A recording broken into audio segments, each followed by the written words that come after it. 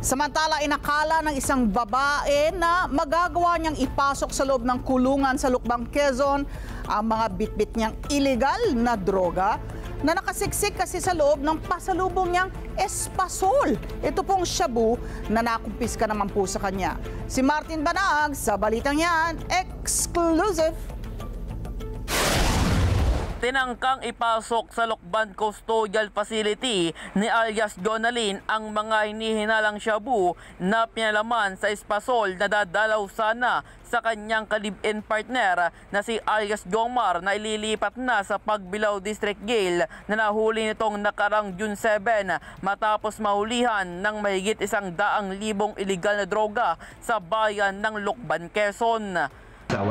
So for humanitarian consideration, pinayagan po natin yung ganyan para makita niya yung kanyang asawa at madala ng pagkain.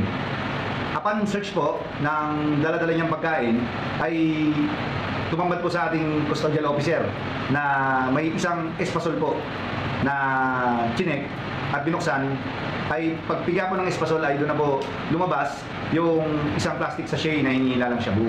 So doon na po nag-prompt yung ating custodial officer na si Sergeant Baligaw na tawagin yung ating WCPD investigator o ating yung Women Children Protection Desk investigator na para kapkapan yung si alias Jonalyn gawa ng ito po ay babae.